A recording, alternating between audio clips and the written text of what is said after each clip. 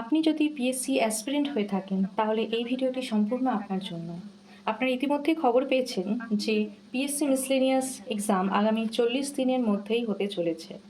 অর্থাৎ আপনাদের হাতে আর 40 দিন সময় আছে।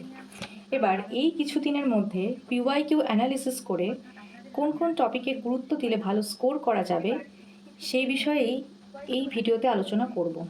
কারণ সঠিক স্ট্র্যাটেজি আপনার প্রিপারেশনের গেম চেঞ্জার হতে পারে। তাই এই ভিডিও শেষ পর্যন্ত দেখুন এবং এই ভিডিও ইনফরমেটিভ মনে হলে লাইক, শেয়ার এবং এরকম এক্সাম ওরিয়েন্টেড ভিডিও পেতে আমাদের চ্যানেলটিকে সাবস্ক্রাইব করে পাশে থাকুন। তো আসুন শুরু করা যাক।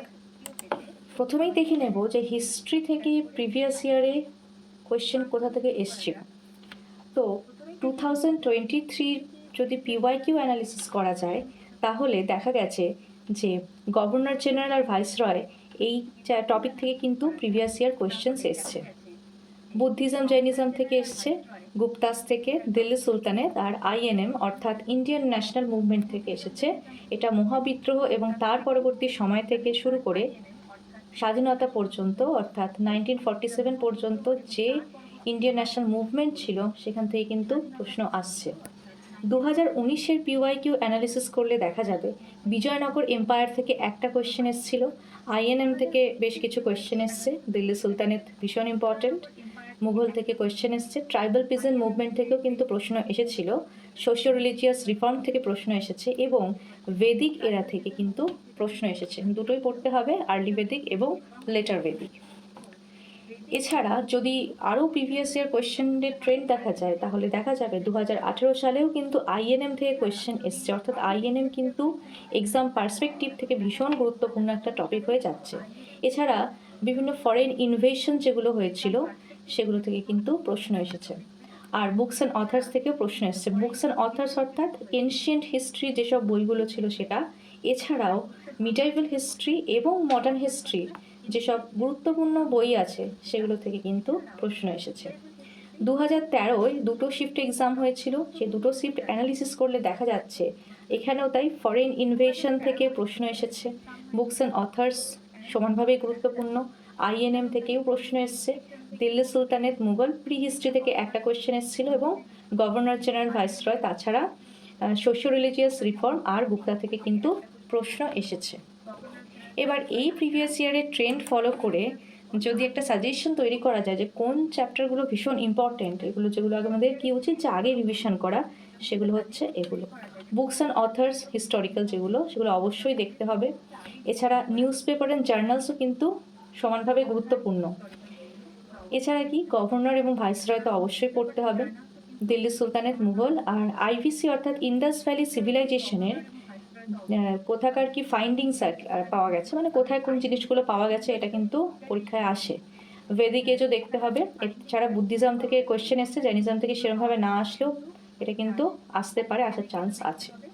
আইএনএমটাও ভীষণ গুরুত্বপূর্ণ, এটা তো একদম ফার্স্ট প্রায়োরিটি রাখতেই হবে রিভিশনের ক্ষেত্রে। 1857 রিভল্ট থেকে 1947 পর্যন্ত যে বিভিন্ন ঘটনা সেগুলো দেখতে হবে। এছাড়া জিওগ্রাফিতে যদি দেখি তাহলে জিওগ্রাফির ক্ষেত্রে কিন্তু West Bengal geography, Indian geography দুটোই ভীষণ ইম্পর্ট্যান্ট। এবার 2013 থেকে 2023 এই যে টাইম পিরিয়ড, এখানে যে যে চ্যাপ্টার থেকে কোয়েশ্চেন এসছে সেগুলো কি, লোকেশন, ইন্ডিয়ার এবং ওয়েস্ট বেঙ্গল দুটো লোকেশনই দেখতে হবে, বাউন্ডারিজও দেখতে হবে, বাউন্ডারিজ অর্থাৎ স্টেট বাউন্ডারিজগুলো যেগুলো সেগুলো দেখতে হবে, কোন স্টেটের সাথে কোন স্টেটের বাউন্ডারি রয়েছে। এছাড়া যে কোন স্টেট, ইন্ডিয়ার কোন স্টেটের সাথে বাইরের কোন কান্ট্রি সব থেকে বেশি বাউন্ডারি শেয়ার করছে সেটা, কোস্টাল বাউন্ডারিজ, এইগুলো কিন্তু দেখতে হবে। এছাড়া কি যে রিভারের শুধুমাত্র সোর্স দেখলে হবে না, রিভারের সোর্স থেকে শুরু করে যে ট্রিবিউটারিজগুলো আছে ভীষণ ইম্পর্টেন্ট, ট্রিবিউটারি থেকে কিন্তু কোয়েশ্চেন বারবার রিপিট হয়েছে। এছাড়া ফিজিওগ্রাফিক যে বিভিন্ন ডিভিশনসগুলো রয়েছে, প্লেন্স, প্লেটোস, তাছাড়া মাউন্টেন্স যেগুলো সব কিছুই, আইল্যান্ডস, এগুলো কিন্তু সবই দেখতে হবে। এছাড়া খুবই গুরুত্বপূর্ণ টপিক হচ্ছে ন্যাশনাল পার্ক। ন্যাশনাল পার্ক থেকে কিন্তু প্রত্যেক বছর একাধিক প্রশ্ন রিপিট হয়েছে। এছাড়া ড্যামস দেখতে হবে, কোন নদীর ওপর কোন ড্যাম সব থেকে বড়, এগুলো কিন্তু আসছে। এছাড়া লেকস ইম্পর্টেন্ট, কোন স্টেটে কোন লেক আছে, এটা একটা ইম্পর্টেন্ট টপিক, এটা এসেছে। এছাড়া এগ্রিকালচার সয়েল থেকেও কিন্তু কিছু প্রশ্ন এসেছে, তো সয়েল এগ্রিকালচারও কিন্তু ইম্পর্টেন্ট। তো জিওগ্রাফিতে এই টপিকগুলো কিন্তু একদম কভার করে যেতে হবে এক্সামে ভালো স্কোর করতে গেলে। এবার আসবো পলিটিতে। বিগত বছরের প্রশ্ন ট্রেন্ড ফলো করলে দেখা যাবে যে পলিটি থেকে বেশি কোয়েশ্চেন কিন্তু আসেনি সব টপিক থেকে। ইউনিয়ন অ্যান্ড স্টেট এক্সিকিউটিভ থেকে কিছু কোয়েশ্চেন এসেছিলো। এছাড়া পুরনো বছরগুলো যদি দেখা যায় তো 2018 সালে 2019 সালে মোটামুটি কিন্তু কমন টপিক। ফান্ডামেন্টাল রাইট ভীষণ ইম্পর্টেন্ট ছিল, কারণ ফান্ডামেন্টাল রাইট থেকে কিন্তু একাধিক প্রশ্ন এসেছে। এছাড়া ইউনিয়ন এক্সিকিউটিভ তো অবশ্যই ইম্পর্টেন্ট। বিভিন্ন শিডিউলসগুলো থেকে কোয়েশ্চেন এসছে, অ্যামেন্ডমেন্ট থেকে প্রশ্ন এসছে। অ্যামেন্ডমেন্টে শুধুমাত্র ইয়ার মনে রাখলে কিন্তু হবে না, এর সাথে সাথে কোন অ্যামেন্ডমেন্টের সময় কোন পিএম ছিলেন বা কোন প্রেসিডেন্ট ছিলেন সেগুলো কিন্তু অবশ্যই দেখে নিতে হবে। আর 2013-এও তাই প্রেসিডেন্ট থেকে প্রশ্ন এসেছে, সুপ্রিম কোর্ট থেকে প্রশ্ন এসেছিল, ফান্ডামেন্টাল রাইট তো প্রত্যেকবারই আসছে, আর পার্লামেন্টারি কমিটি থেকে প্রশ্ন এসেছিল। অর্থাৎ যে টপিকগুলো একদম মাস্ট কভার সেগুলো কোনগুলো? সিটিজেনশিপ, শিডিউলস আর পার্টসগুলো, বিভিন্ন পার্টসগুলো দেখতে হবে কোন পার্টে কী আছে। ফান্ডামেন্টাল রাইট দেখতে হবে, ডিপিএসপিও ইকুয়ালি ইম্পর্টেন্ট, তো এটা অবশ্যই দেখতে হবে। আর এছাড়া যে বিভিন্ন রিটসগুলো আছে এই রিটসগুলো কিন্তু অবশ্যই মিস করা যাবে না। অ্যামেন্ডমেন্ট খুব ডিটেলে ভালো করে পড়তে হবে, রিসেন্টগুলো বিশেষ করে, আর যেগুলো খুব ইম্পর্টেন্ট সেগুলো। প্রেসিডেন্ট পড়লে অবশ্যই গভর্নরও পড়তে হবে, আর সুপ্রিম কোর্ট হাইকোর্ট অবশ্যই দেখতে হবে। পার্লামেন্ট অবশ্যই পড়তে হবে, তার সাথে পার্লামেন্টারি কমিটিগুলোও কিন্তু মিস করা যাবে না। এছাড়া স্টেট এক্সিকিউটিভ থেকে অবশ্যই প্রশ্ন এসেছে, তো এগুলো তো একদমই মাস্ট রিড। নেক্সট যে টপিক, যেটা খুবই গুরুত্বপূর্ণ মিসলেনিয়াসের এক্সামের জন্য, এখান থেকে সব থেকে বেশি প্রশ্ন আসে মিসলেনিয়াসের বুকস অ্যান্ড অথার্স, কিন্তু খুব গুরুত্বপূর্ণ একটা টপিক। বুকস শুধুমাত্র ইংলিশ না, বেঙ্গলি বুকস এবং বেঙ্গলি অথার্স, আর ইংলিশের খুব ফেমাস রাইটারের যেসব রাইটিংসগুলো আছে সেগুলো দেখে যেতে হবে। এছাড়া কিছু কারেন্ট অ্যাফেয়ার্সে যেগুলো অ্যাওয়ার্ড পেয়েছে সেসব বইগুলো কিন্তু দেখে নেওয়া উচিত। এছাড়া যে বিভিন্ন ফেমাস ক্যারেক্টার্স রয়েছে বিভিন্ন নভেলের, সেগুলো থেকেও কিন্তু প্রশ্ন এসেছে, তো এটাও কিন্তু ইম্পর্টেন্ট একটা টপিক। এছাড়া স্পোর্টস থেকে প্রশ্ন এসছে, স্পোর্টস অর্থাৎ কোন যেগুলো কারেন্ট সেগুলো, আর যেগুলো গতানুগতিক সেরকমও। স্পোর্টসের কোনটা কোন ইয়ারে স্টার্ট হয়েছিল সেটা, এদের যে টার্মিনোলজিগুলো সেটা, স্পোর্টসের বিভিন্ন যে কাপসগুলো থাকে সেগুলো কিন্তু পড়তে হবে। এবার আসি মিউজিকে। মিউজিক থেকে কীরকম প্রশ্ন আসে? মিউজিক থেকে মিউজিক্যাল ইনস্ট্রুমেন্ট, ঘরানাস, আর যেসব ফেমাস মিউজিকের যেসব এক্সপোনেন্ট রয়েছে সেগুলো পড়তে হবে। আর ট্রাইবস থেকে কীরকম কোয়েশ্চেন এসছে, যে কোনো একটা ট্রাইব দিয়ে এটা কোন স্টেটে আছে সেরকম প্রশ্ন এসছে, এটা দেখে নিতে হবে। আর ডান্স কিন্তু দুটোই দেখতে হবে, ক্লাসিক্যাল তো অবশ্যই, তো ভীষণ ইম্পর্টেন্ট ক্লাসিক্যাল ডান্স এবং ডান্সার। আর ক্লাসিক্যাল ডান্সের সাথে সাথে যে ফোক ডান্সগুলো আছে সেগুলো দেখে নিতে হবে। এছাড়া যেসব রিসেন্ট অ্যাওয়ার্ড আছে সেগুলো দেখে নিতে হবে। ফেমাস কোর্সগুলো, এগুলো হিস্ট্রির যে ফেমাস বিভিন্ন কোর্সগুলো আছে বিভিন্ন লিডার্সদের, সেগুলো কিন্তু পড়তে হবে। এছাড়া অর্গানাইজেশন অ্যান্ড হেডকোয়ার্টার্স থেকেও প্রশ্ন এসেছে, কোথায় কোন অর্গানাইজেশনের হেডকোয়ার্টার রয়েছে আর অর্গানাইজেশনের সালগুলো কিন্তু দেখে নিতে হবে। এছাড়া ইম্পর্টেন্ট ডেট যেগুলো ভীষণ ইম্পর্টেন্ট সেগুলো, আর এগুলোর থিমসগুলো পড়তে হবে 2026-এ, আর যেগুলো 2026-এ এখনও আসেনি সেগুলো 2025-এ যে থিমস ছিল সেগুলো কিন্তু এক্সাম পার্সপেক্টিভ থেকে ইম্পর্টেন্ট।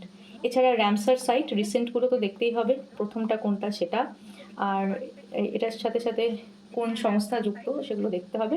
রিসেন্ট জিআই ট্যাগগুলো বিশেষ করে ওয়েস্ট বেঙ্গলে রিসেন্ট বা যেগুলো প্রথমের দিকে যেগুলো পেয়েছে সেগুলো পড়ে নিতে হবে। এই গেল মিসলেনিয়াস জিকের টপিক। এরপরে আসি ইকোনমিক্স। ইকোনমিক্স থেকে বিশেষ কোয়েশ্চেন কিন্তু আসেনি।